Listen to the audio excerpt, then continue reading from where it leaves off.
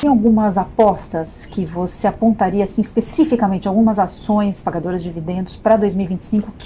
Eu acho que esse vai ser um desafio gostoso aí para 2025. Escutei de muitos alunos e de grande parte do nosso público, poxa, como é que eu faço?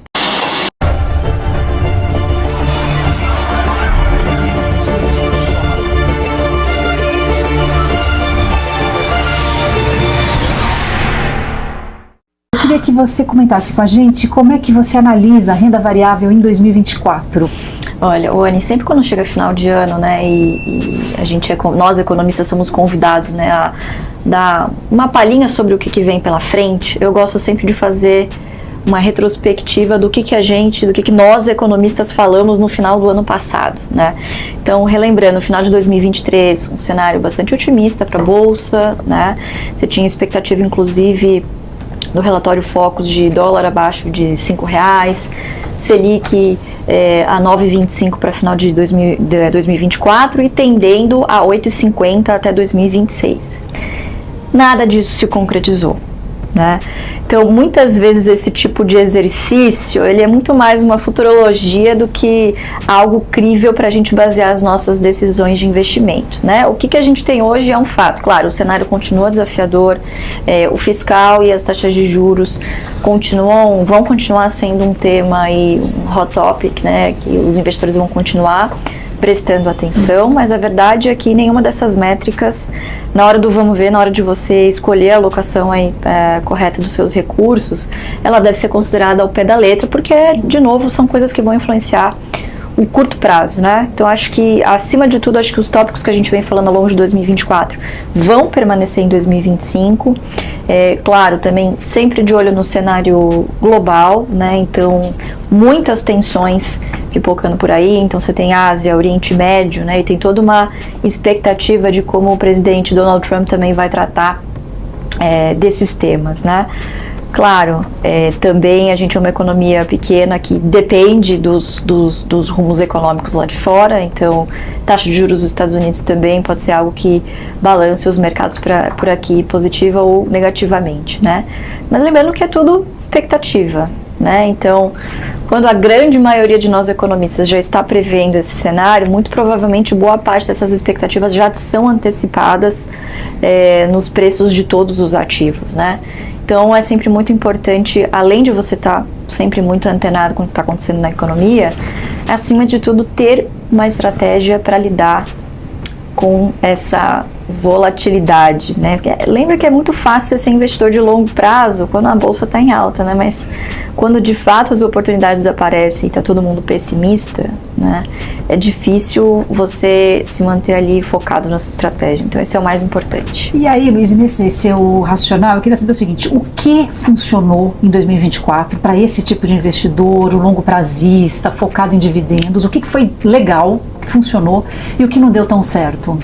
Legal. Não, eu acho que é o seguinte, a vantagem da nossa estratégia é que ela é a mesma praticamente mais de 50 anos, né? Tudo começou com base lá atrás na década de 70 e a gente vem perpetuando isso ao longo do tempo. Quando você olha para uma janela tão curta quanto 12 meses, né, é difícil você traçar um cenário do que deu certo e do que deu errado. Mas tentando fazer esse paralelo, eu acho que o que deu certo a gente sempre toca muito no assunto de você focar em empresas, principalmente dos setores BEST, né, que é bancos, energia, seguros, saneamento e telecom. Né? Por que isso? Devido a algumas características fundamentais desses setores que boa parte dessas empresas compartilham, que é principalmente correção das suas receitas por inflação. Num país inflacionário como o nosso, isso é extremamente importante. Então, são empresas cujos negócios são mais perenes e tendem a ser mais resilientes em períodos turbulentos, né? Ou seja, são mais defensivos também na bolsa.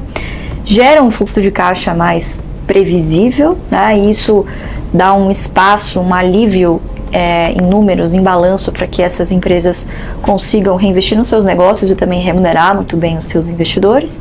E também o longo histórico que essas empresas têm na bolsa, né? Então, antes de você começar a estudar, se for o seu interesse fazer uma carteira de dividendos, eu acho que não basta você fazer uma lista das maiores pagadoras do ano, né? A gente sempre gosta de comprar aquelas que estão na lista todos os anos, né? Na média dos últimos 6 anos, que geralmente são empresas desses setores que eu acabei de comentar, né? Então acho que essas foram as coisas que deram certo. E de novo, eu acho que de coisas que deram errado, né? Fazendo uma retrospectiva aí, né? Eu acho que, de novo, quem foi muito nessa linha otimista demais, né? E acabou indo para setores e empresas que não conhecia muito, né? Ou foi atrás do dividendo passado, achando que isso ia se perpetuar no futuro, agora pode não estar tendo coragem, por exemplo, de continuar esses aportes, né? Então, eu reitero o que eu disse, você ter uma estratégia e segui-la pelo máximo de tempo possível é uma questão de sobrevivência para você. Agora, como é que a gente, Luiz, isso depende também muito de controle de emoção, né? Muito. Que o mercado é muito emotivo, né? Muito. Tanto eu, enquanto investidora individual, na minha pessoa física, quanto o mercadão como um todo. Como é que a gente controla a minha emoção e como é que a gente consegue ler e tirar o melhor da emoção do mercado? Ótimo. Então, tem alguns sinais que vão aparecendo e, claro, é muito difícil a gente virar e falar, bom, agora, né, enquanto a gente grava dezembro, agora chegamos no fundo do poço, né? Assim, quem investe em ações há muito tempo sabe que esse tipo de previsão envelhece muito mal, porque as coisas acontecem e não tem como a gente prever. Então, diante dessa postura humilde de você entender que você não consegue prever o mercado, qual é um comportamento que você pode aderir, né? Primeiro, colocar os seus recursos nas caixinhas certas, tá? Então, o dinheiro que é do curto prazo tem que ficar na renda fixa, em produtos mais conservadores, como Tesouro Selic, CDB, para ter previsibilidade e liquidez imediata, né? Então, basicamente, reserva de emergência, alguma reserva de oportunidade. Recurso do médio prazo, também, na minha opinião, renda fixa, mas aí produtos que têm uma carência maior, portanto que você consiga, né, levar até o final do vencimento, por exemplo, um título IPCA+, ou uma LCI, uma LCA, que agora tem essa carência mínima de 9 meses. E aí sim, os recursos do longo prazo que devem ir para a renda variável, puxando a sardinha para o nosso lado. Ações, que são a nossa grande preferência, e essa alocação ela é extremamente importante, porque um dos erros que os investidores mais cometem, principalmente, não só iniciantes, tá? É você colocar um recurso que era do curto e médio prazo num ambiente extremamente volátil, né, em que você não tem garantias de que em um ano ou em poucos meses você vai ter um retorno satisfatório, e as pessoas acabam se frustrando, precisam desse dinheiro rapidamente e lei de Murphy, né, que a gente brinca. Quando você precisa do dinheiro que está na bolsa, vai estar caindo. É sempre assim. Puxa né? vida. Então, por mais que seja um recurso menor, a gente sempre recomenda que você faça aportes constantes, mensais, de recursos que de fato são para o longo prazo. Isso, claro, não acaba com os riscos, mas mitiga boa parte dos erros que nós somos seres humanos, podemos cometer, que é fazer uma compra por impulso, né? E eu gosto sempre também de me manter informada nos locais corretos, né? Claro, não só acessando veículos de mídia de confiança, mas nas fontes primárias, que são, por exemplo, os RIs, né? Então, sempre que você vê um dia turbulento na bolsa, entra no RI das empresas que você tem em carteira, escreve lá em um parágrafo, deixa eu me lembrar por que eu comprei essa empresa, por que eu estou nesse projeto, né? Então, sempre que você tira esse componente emocional e volta ali pro plano, para a estratégia que você tem, aumenta as suas chances de você, de novo, da sua sobrevivência. Acho que a palavra-chave para o investidor de longo prazo é sobrevivência. Uhum. Não é tentar acertar o timing, não é tentar acertar a galinha dos ovos de ouro, é seguir o plano, aportar mensalmente, reinvestir os dividendos, repita. E para 2025, ao longo de 2025, Luiz, qual que você acha que vai ser o pulo do gato para o investidor? Olha, eu acho que agora que a gente está vivendo momentos turbulentos, né, escutei de muitos alunos e de grande parte do nosso público, poxa, como é que eu faço para dosar o caixa? Eu acho que esse vai ser um desafio gostoso aí para 2025. Eu gosto de usar o meu caixa, eu divido na verdade assim, eu tenho os aportes mensais, que eu carinhosamente chamo de feijão com arroz, que é aquela parcela do meu salário que religiosamente vai para os meus investimentos, e os dividendos que vão pingando mês a mês, eu também tendo a reinvesti-los, né?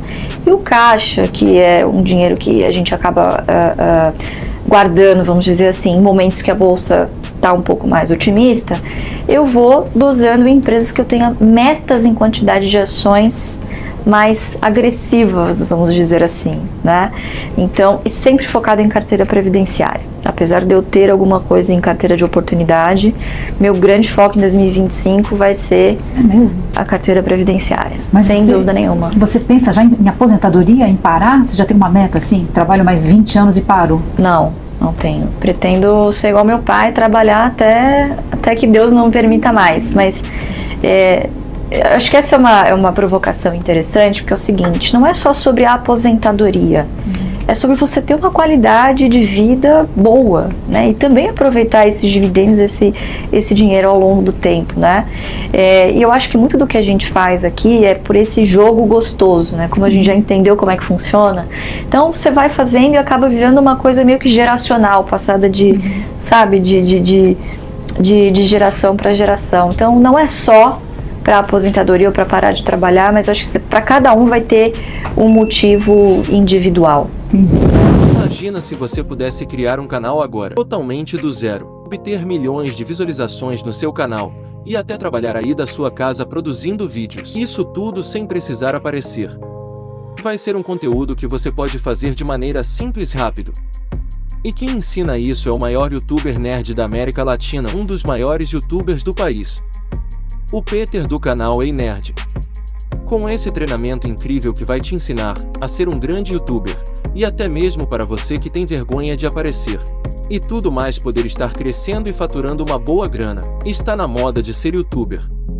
Vemos que tem bastante criador de conteúdo faturando muita grana, produzindo vídeos. E o melhor, você não precisa aparecer ou precisa usar sua própria voz. Você consegue criar tudo isso da sua casa, seja do seu computador ou do seu celular, sem nenhuma dificuldade. Para quem pensa que o Peter só tem um Ei Nerd, existem vários canais espalhados pelo YouTube. Não utiliza o rosto, que é dele também. Ele explica e ensina tudo isso melhor nesse treinamento.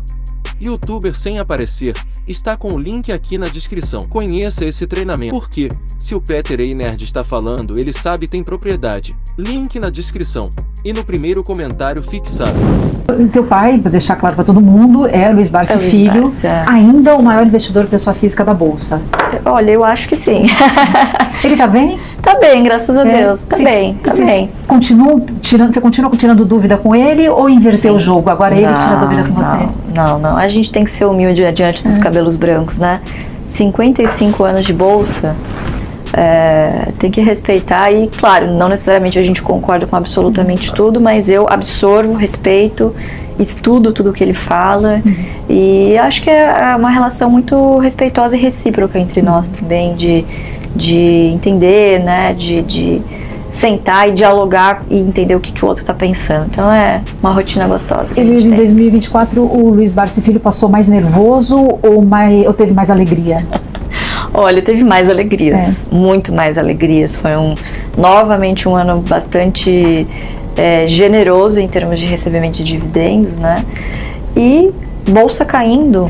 Quem é barciano, como a gente brinca, tá sorrindo de orelha a orelha, né? Porque são anos como esse que a sua fé é testada, mas que quem continua lá na frente vai agradecer muito ao seu eu investidor de hoje, né? Porque são em momentos como esses que você se pergunta, caramba, ser o Warren Buffett e comprar o som dos canhões não é tão simples de se fazer na prática, no dia a dia, como na teoria, né? Então é isso, você tem que sempre reforçar e entender os objetivos que você tem, e tem que ser isso a longo prazo. O que você tem na carteira você tem que entender profundamente, reinvestir os dividendos, é tão simples quanto isso, né? Mas controlar as emoções, eu acho que é um fator primordial para você ser bem sucedido. Você falou um pouco da carteira Best, mas tem algumas apostas que você apontaria assim, especificamente, algumas ações pagadoras de dividendos para 2025 que o investidor deve ficar de olho? Olha, acho que eu sinto que eu vou frustrar algumas pessoas aí, que vão ser algumas figurinhas repetidas, viu, Anny? A gente continua bastante otimista com os nossos aportes, pessimistas com a economia, né? Então, isso significa que a gente vai continuar apostando em setores e empresas resilientes. E acho que o grande segredo é você ter empresas impopulares em momentos impopulares da Bolsa. Como é que é? Repete. Empresas impopulares em momentos impopulares. O que significa isso? Bom, o momento é impopular, né? Se você sair na rua hoje, ninguém investe em ações. Empresas impopulares são aquelas cuja narrativa não é favorável no momento, né? Então você tem algumas empresas que vêm crescendo lucro trimestre após trimestre, ou se você olha no período mais longo, várias dessas empresas têm superado as estimativas dos analistas, né, superado as estimativas de mercado em termos de rentabilidade e lucratividade. Então, por exemplo, o Banco do Brasil continua negociando a 4 vezes preço-lucro, abaixo de valor patrimonial, pagando um dividend yield superior, um pouquinho superior a 10% ao ano. Então, de bancos, acho que esse seria o nosso grande destaque, né? O Barsi também já falou algumas vezes, tem Bradesco também, acho que na visão dele existe uma assimetria e é uma empresa que, querendo ou não, está fazendo um grande movimento, um grande turnaround, vamos dizer assim, né? É difícil, a gente tem que lembrar que é difícil você dar um cavalo de pau, um transatlântico, né? Um navio muito grande, então você vai virando devagarzinho, mas taxa de juros para cima tende a beneficiar o setor bancário, o setor financeiro, né? E olhando aí para algumas outras coisas também, acho que Caixa Seguridade também é uma empresa que ao longo de 2024 deu bastante alegria e também é uma empresa que acaba se beneficiando com o aumento de taxa de juros. BB Seguridade, que é uma das grandes empresas da minha carteira. Eu acho que são, assim, dificilmente a gente vai falar nomes que sejam desconhecidos do público, né? Justamente porque a gente foca em quantidade de ações. E são setores que, como eu disse, têm uma resiliência maior frente a momentos desafiadores, principalmente em relação à taxa de juros alta, né? Teu pai é um grande crítico do setor de varejo. Como é que você está vendo o varejo para 25? Olha, o complicado sobre o varejo e outros setores, né, não vamos só personalizar no varejo, mas existem alguns setores, principalmente muito vinculados à economia brasileira, né, que são bastante impactados por fatores exógenos, né, fatores macroeconômicos que o melhor dos gestores muitas vezes não consegue blindar essas empresas desses efeitos, né? Então, o varejo é um deles que está muito exposto a isso, né? Eu acho que um cuidado que os investidores devem tomar não necessariamente o múltiplo que era negociado no setor de varejos, por exemplo, em 2020 e 2021, ele pode voltar a se repetir, né? Eu acho que muitas das coisas que aconteceram ali, talvez a gente esteja enfrentando uma compressão de múltiplos mesmo. Acho que algumas mudanças estruturais, por exemplo, concorrência, baixa barreira de entrada, assim, é um setor muito complicado por todos os ângulos que você olhe, né?